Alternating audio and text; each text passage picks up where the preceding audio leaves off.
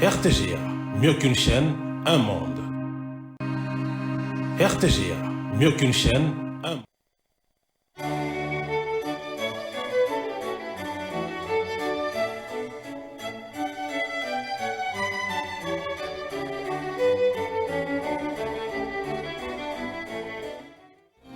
Ce journal vous est offert par Tango Protection.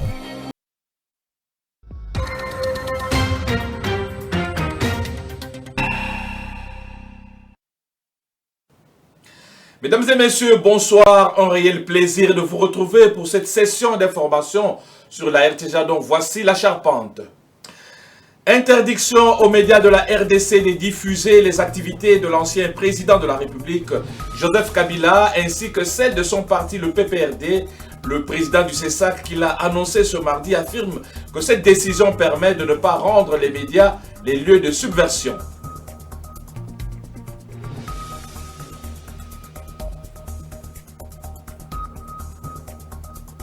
Constant Moutamba, auditionné ce mardi par le procureur général près la Cour de cassation, le ministre d'État en charge de la justice et garde des Sceaux, accompagné des militants de son parti politique, a été entendu sur les faits présumés de détournement.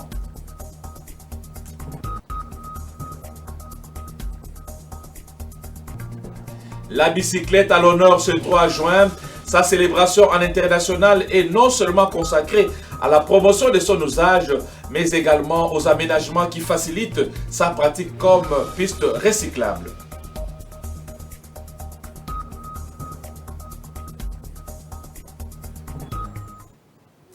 Voilà, annoncé tantôt le bureau du Conseil supérieur de l'audiovisuel et de la communication. C'est ça qu'interdit la diffusion au relais dans les médias des activités relatives au séjour de l'ancien président Joseph Kabila à Goma et d'accorder la parole aux membres de son parti, le PPRD, sont également concernés par la présente mesure provisoire. Tous les médias internationaux œuvrant en République démocratique du Congo, les contrevenants se verront être punis. Des mesures annoncées ce mardi 3 juin 2025 par le président du CESAC, Christian Bosembe. Suivez-le. Bureau ya CESAC ezwi mokano ya koyebisa na bandeko nyonso na bapanzi sango na bato nyonso ba réseaux sociaux que kobanda mokolo ya lelo epekisami na bapanzi sango tope na bakolo media balekisa tope ba commenter ba diffuser ba betali solo to ba solo la tope ba yamba bakambi ya PPRD wana na iloko na liboso. Deuxième eloko ezali ba pekisi kosolola tope ko relayer ba propos ba interview ba masolo activité nyonso ya moto kambaka mboka na biso na tango kala monsieur Kabila ba instruction eza na niveau wana. Donc eza décision moko toyebi ke eza monene eza grave yango moni ke na pona kina yepa na bino pour que to mekanto ko solola na yango kotala po eza nesika moko te oyo to violer ba droit ya bato eza censure te mais eza nde ko pekisa que to komisa TV le quoi tribune ya ko permettre subversion et salima. Donc voilà moboko penza likambo to yango wana. Et puis, le porte-parole du gouvernement, Patrick Mouyaya, a salué lundi l'ouverture de l'opposant Martin Fayoulou envers le président de la République, Félix Tshisekedi. Une réaction faite lors d'un briefing presse tenu à Kinshasa aux côtés de son collègue de l'industrie. Dans sa déclaration, Patrick Mouyaya a estimé que la démarche de Fayoulou s'inscrit dans un contexte où la nation congolaise a besoin d'un sursaut patriotique face aux menaces croissantes contre son intégrité territoriale. Suivez le porte-parole du gouvernement, Patrick Mouyaya. J'ai suivi effectivement les discours de l'honorable Fayoulou qui rentre dans ce cadre. Je pense aussi que j'ai vu la réaction, vous avez vu sûrement la réaction de la porte-parole du président de la République qui illustre ce que nous vous avons toujours dit ici, que le président de la République était profondément un homme de paix, que le président de la République était disposé avec les autres Congolais désireux comme lui de se battre pour la préservation de ce que nous avons de plus cher. Dans un contexte où nous avons vu se faire un bloc autour de l'axe du mal. Lorsque je parle de l'axe du mal, vous savez bien de quoi je parle. Et lorsque vous voyez cette tentative malsaine de vouloir congoliser l'agression qui vient pourtant de l'extérieur, aujourd'hui nous avons besoin, et j'espère que vous-même vous en ferez part, d'un bloc des patriotes qui vont mettre fin à toute initiative tendant à ouvrir à une quelconque forme de légitimation, entre guillemets, de ce que fait le Rwanda en RDC sous des fallacieux prétextes. Et donc, il faut considérer que, évidemment, il y aura des détails qui suivront sur comment cette disponibilité du président de la République sera traduite en action pour la rencontre avec le président de décider. Mais ici, il faut considérer que c'est l'enjeu de la survie de notre pays qui est engagé, et c'est un acte patriotique qu'a posé l'honorable Fayulu ce soir. Et le gouvernement congolais a alloué près de 50 millions de dollars américains pour la relance du secteur industriel. Déclaration faite lundi par le ministre de l'Industrie, du Développement des petites et moyennes entreprises, Louis Watoum, au cours du briefing co-présidé avec le ministre de la Communication et des Médias, Patrick Mouyaya. Fidèle à la ligne de la diplomatie économique prônée par le chef de l'État, le ministre Louis Watoum a aussi mis en avant les retombées des démarches entreprises à l'étranger. Suivez ce reportage. Le gouvernement congolais est à pied d'œuvre pour le développement du secteur de l'industrie et des petites et moyennes entreprises en RDC, intervenant lundi 2 juin au briefing presse organisé par son collègue Patrick Mouyaya, le ministre de l'Industrie et du Développement des petites et moyennes entreprises. Louis Watoum a fait savoir que le gouvernement a consenti à un investissement de près de 50 millions de dollars américains dans le secteur industriel. Nous avons fait l'état des lieux en arrivant et nous avons constaté, que ce soit pour l'industrie ou les petites et moyennes entreprises, il y avait de vrais challenges, de vrais défis. Le défi, c'était d'abord le problème d'infrastructure que vous connaissez tous, mais également le déficit énergétique. Et puis enfin, les problèmes de financement et le climat des affaires aussi en général. Voilà un peu ce que nous avons trouvé. Mais ce que nous avons trouvé aussi de très intéressant, c'est l'esprit entrepreneurial très poussé dans notre pays. Dans tous les coins et recoins de la RDC que nous avons visités, nous avons trouvé un entrepreneuriat complètement décomplexé, des jeunes qui sont prêts à donner le meilleur d'eux-mêmes, mais qui n'attendent que cet encadrement pour pouvoir le faire, parce qu'ils restent souvent dans l'informel, ayant peur de cette fiscalité, parafiscalité et autres qu'ils jugent souvent punitive. Fidèle à la ligne de diplomatie économique prônée par les chefs de l'État, le ministre Louis Watoum a aussi mis en avant les retombées des démarches entreprises à l'étranger, en Chine notamment, où une mission gouvernementale a débouché sur le lancement des travaux de la Cité de Chine, un vaste projet évalué à 200 millions de dollars américains censé générer 10 000 emplois directs et environ 3 000 emplois indirects. Le ministre de la Communication et des Médias, Patrick Mouyaya, a pour sa part souligné la détermination profonde du gouvernement de traduire en acte la vision édictée par le président de la République, Félix-Antoine Tshisekedi Tshilombo, dans le cadre du présent mandat. Il estime en effet que pour le secteur industriel, en dépit de la crise sécuritaire dans l'est du pays, le cap sera fixé sur les résultats palpables pour l'intérêt des populations. Et on va changer de cadre à 13 jours de la clôture de la session ordinaire de mars 2025. L'Assemblée nationale a procédé le lundi à l'examen du projet de loi des finances rectificatives exercice 2025 porté par le ministre d'État, ministre du Budget, Aimé Boji Sangara, qu'accompagnait la vice-ministre des Finances, Onej Nsele. Suivez ce reportage.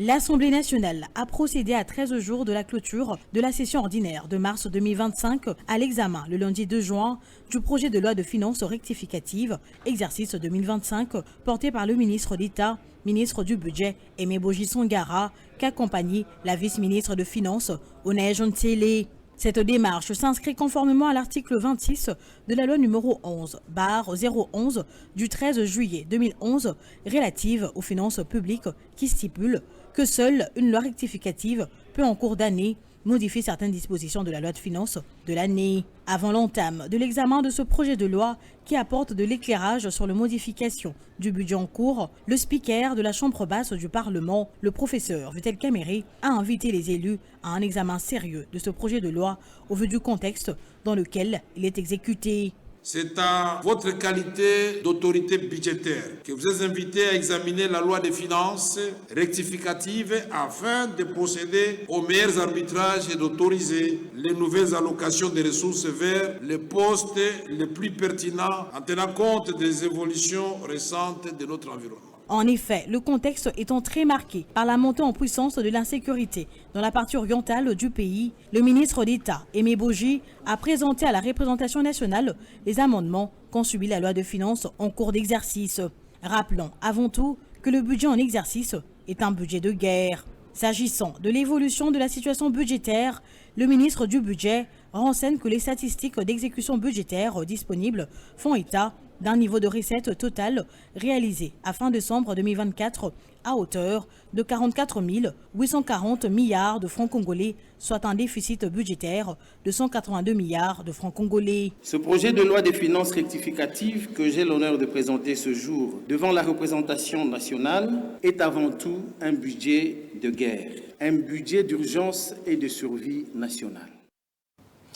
Et le bureau de l'Assemblée nationale a procédé donc à installer la commission spéciale et temporaire chargée d'examiner le réquisitoire du procureur général près la Cour de cassation Firmin Vondé, sollicitant la levée des immunités de Nicolas Kazadi, ancien ministre des Finances et actuel député national.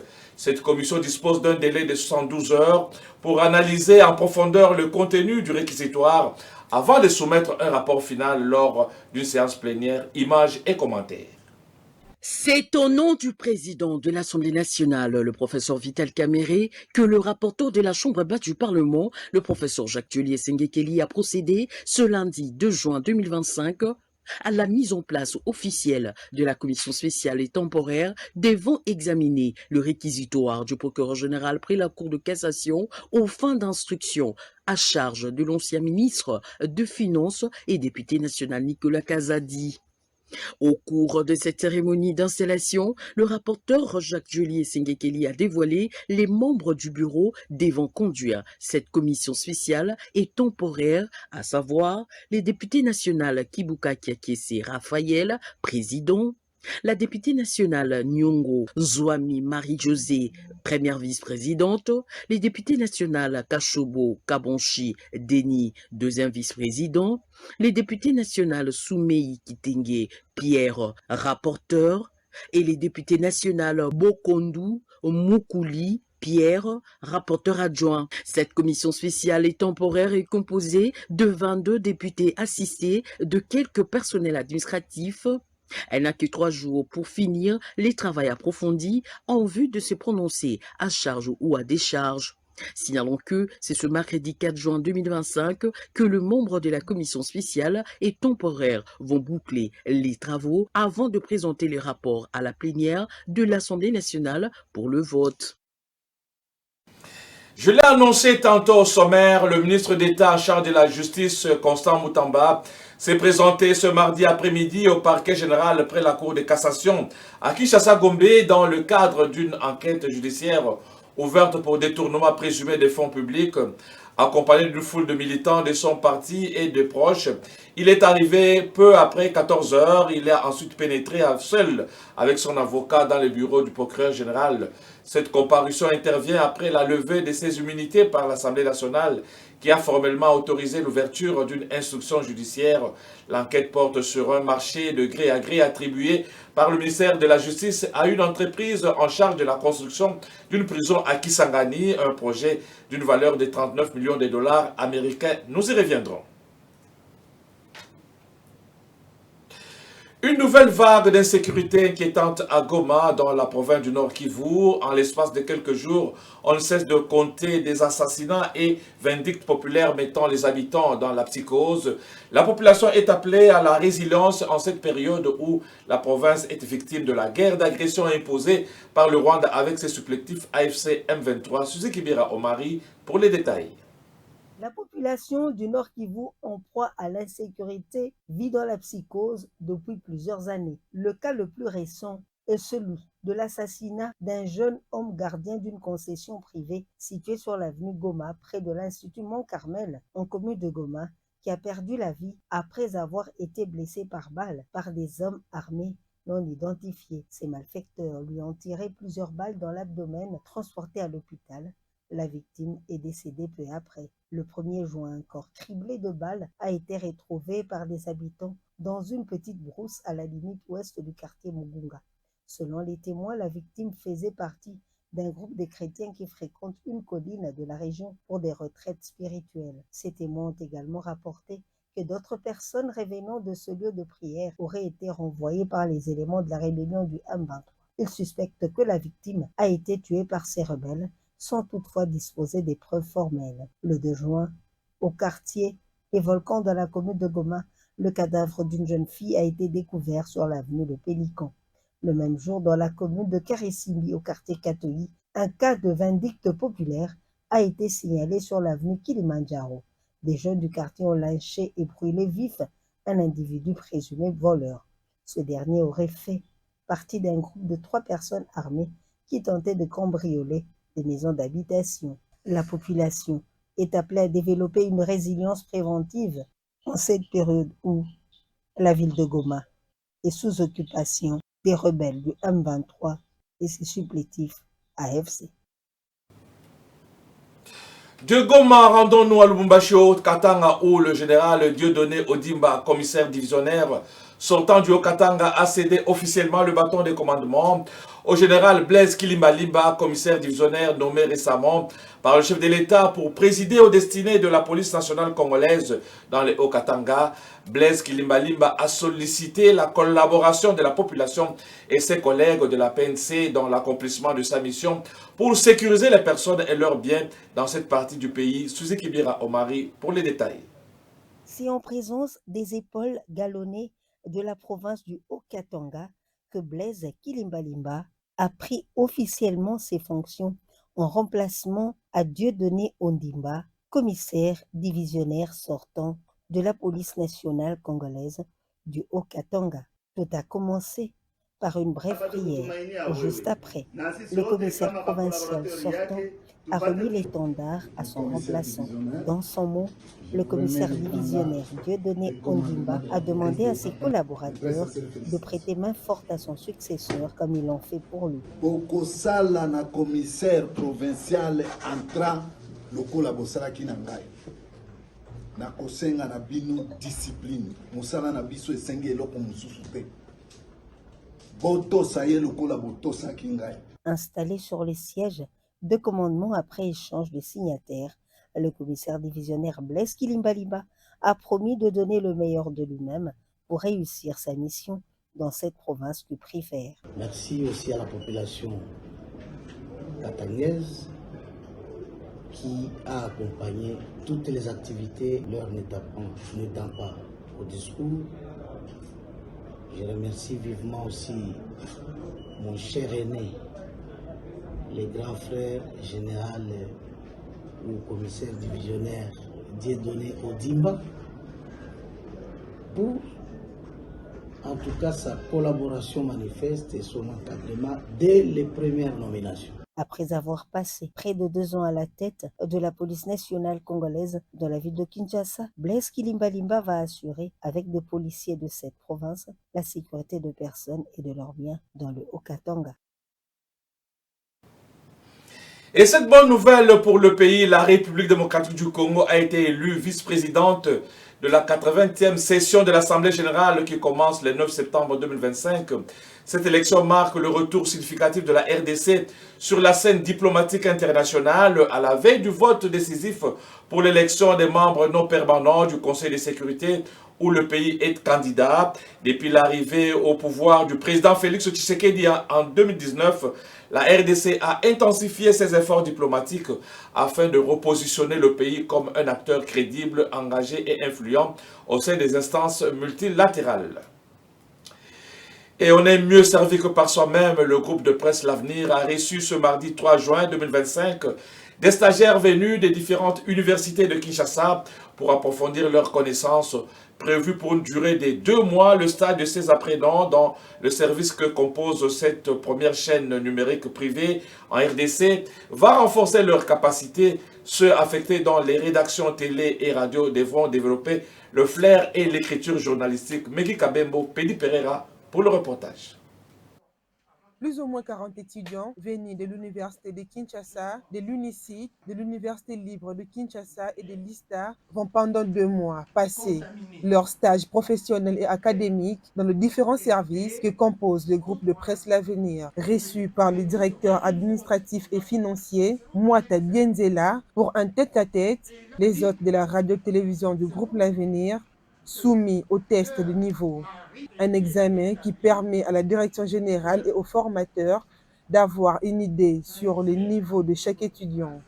Nous avons reçu plus ou moins une quarantaine de jeunes venant de plusieurs universités et puis aussi des candidats aussi pour le stage professionnel.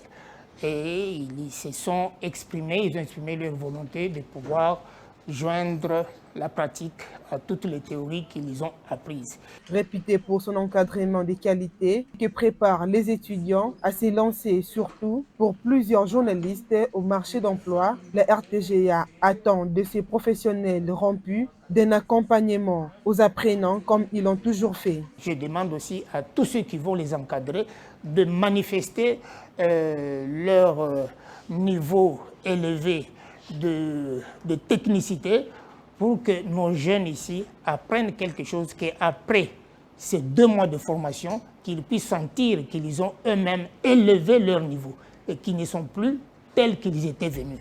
Voilà notre souci et ce sera aussi, c'est pas la renommée de notre chaîne, la RTGA. Ce stage ira du 3 juin au 3 août 2025. Le groupe de presse L'Avenir du sénateur Pius Mwabilou va offrir une opportunité aux étudiants de découvrir comment fonctionne un grand média qui ne cesse de servir à temps réel des milliers d'auditeurs et de téléspectateurs, non seulement en République démocratique du Congo, mais aussi à travers le monde. Voilà, et le vélo ou la bicyclette à l'honneur le 3 juin de chaque année. Une journée internationale consacrée à la promotion de l'usage de la bicyclette, mais aussi des aménagements qui facilitent sa pratique comme des pistes recyclables. L'Organisation mondiale de la santé a organisé une campagne mettant en avant les promenades à bicyclette afin de fortifier la santé et le bien-être physique et développer une culture de cyclisme dans la société. Suzy Kibira Omari. En cette édition 2025, à l'occasion de la célébration de la Journée mondiale de la bicyclette, l'Organisation mondiale de la santé Europe a lancé la campagne « Bougeons sans raison de marcher davantage et de faire plus de vélo ». Une initiative qui s'inscrit dans le cadre du programme pan-européen pour les transports, la santé et l'environnement.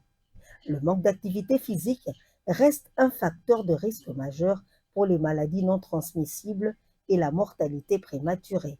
Dans la région européenne, de l'Organisation mondiale de la santé par exemple, environ 1 million de décès sont liés à l'inactivité physique chaque année et près de 25% des adultes négligent cette recommandation de l'Organisation mondiale de la santé. Au moins 150 minutes d'exercice cardiovasculaire d'intensité modérée par semaine. L'Organisation mondiale de la santé encourage la pratique de la marche et du vélo en toute sécurité, étant donné les avantages considérables qu'ils présentent pour la santé, l'environnement et la société. La mobilité active contribue à prévenir les principales maladies non transmissibles, améliore le bien-être mental, réduit le bruit dans l'environnement, ainsi que les émissions de polluants atmosphériques et de gaz à effet de serre, fluidité, la circulation élargie, l'espace public disponible pour tous et rend les environnements urbains plus sûrs, plus verts, plus agréables à vivre et plus attrayants. En présentant sans raison d'intégrer la marche et le vélo dans la vie quotidienne, la campagne Bougeons vise à inspirer les individus, les communautés et les décideurs à soutenir et à promouvoir les initiatives de mobilité active et à encourager une mobilisation à une action de grande envergure dans toute la région. Et voilà, on va rappeler les principaux titres de cette session d'information. Interdiction aux médias de la RDC de diffuser les activités de l'ancien président de la République, Joseph Kabila, ainsi que celle de son parti, le PPRD. Le président du CESAC, qui l'a annoncé ce mardi, affirme que cette mesure ou décision permet de ne pas rendre les médias des lieux de subversion.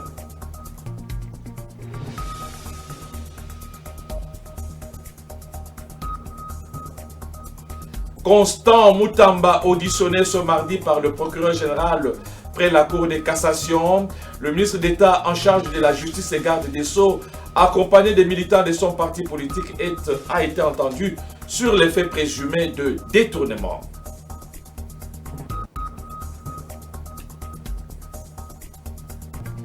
Nous l'avons dit, la bicyclette a été à l'honneur ce 3 juin.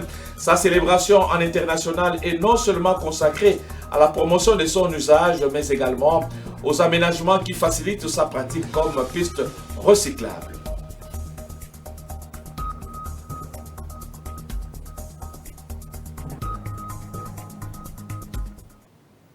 Vous avez été nombreux à nous suivre à travers le monde. Merci pour votre sympathique attention et surtout pour le monde de votre temps. En tout cas, bonne suite de programme sur la RTGA. On se retrouve prochainement. Au revoir.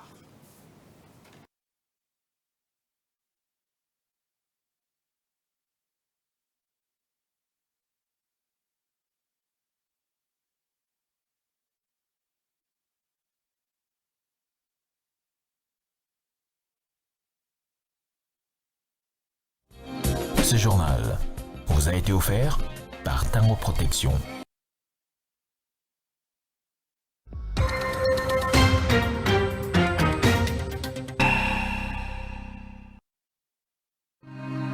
RTGA, mieux qu'une chaîne, un monde.